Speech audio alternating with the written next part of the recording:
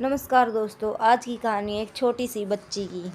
एक बार छोटी सी बच्ची हाथ में मिट्टी की गुल्लक लिए हुए भागती हुई एक दवाई की दुकान पर गई। वह काफ़ी देर तक वहां पर खड़ी रही, लेकिन दुकानदार का ध्यान उस पर नहीं गया क्योंकि वहां पर काफ़ी भीड़ थी। उसने दुकानदार को कई बार बुलाया, लेकिन दुकानदार का ध्यान उस पर नहीं गया क्योंकि वहां भीड़ बहुत थी।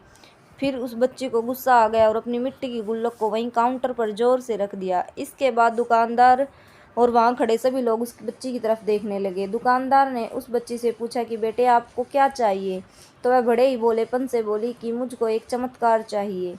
यह सुनकर दुकानदार को कुछ समझ में नहीं आया और ना ही वहां पर खड़े लोगों को कुछ समझ में आया।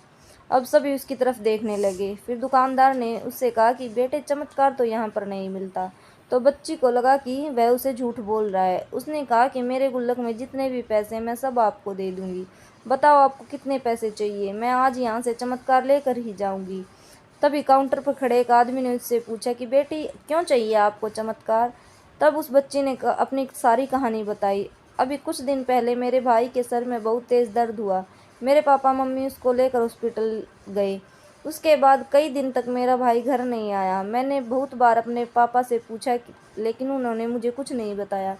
वो बार बार यही कह रहे थे कि कल आ जाएगा, कल आ जाएगा, लेकिन वह अभी तक घर नहीं आया।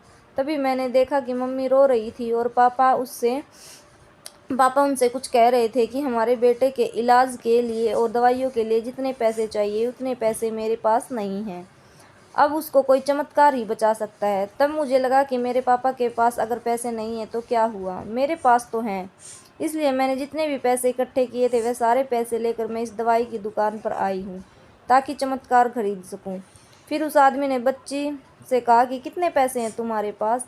यह सुनते ही बच्ची ने गुल्लक उठाई और ज़मीन पर पटक कर फोड़ दी और पैसे गिनने लग गई। वहाँ पर खड़े सभी लोग उसे देखने लगे।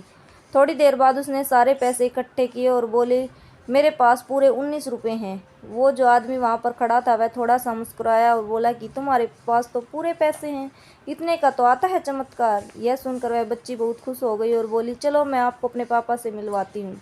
बाद में पता लगा कि वह आदमी कोई आम आदमी नहीं था, बल्कि एक बहुत बड़ा न्यूरो सर्जन था और उसने सिर्फ 19 रुपये में उसके भाई की सर्जरी कर दी। उसका भाई कुछ दिन बाद ठीक हो गया। फिर कुछ दिन बाद वह बच्ची, उसका भाई, उसके पापा और मम्मी चारों एक साथ बैठकर बातें कर रहे थे। तभी उसकी मम्मी ने उसके पापा से पूछा कि अब तो बता दो, यह चमत्कार आपने किया कैसे? तब उसने अपनी बेटी की तरफ इशारा करते हुए कहा कि चमत्कार मैंने नहीं, इसने किया है। तो यहाँ पर एक बहुत बड़ी सबक है जो हम उस छोटी सी बच्ची से सीख सकते हैं।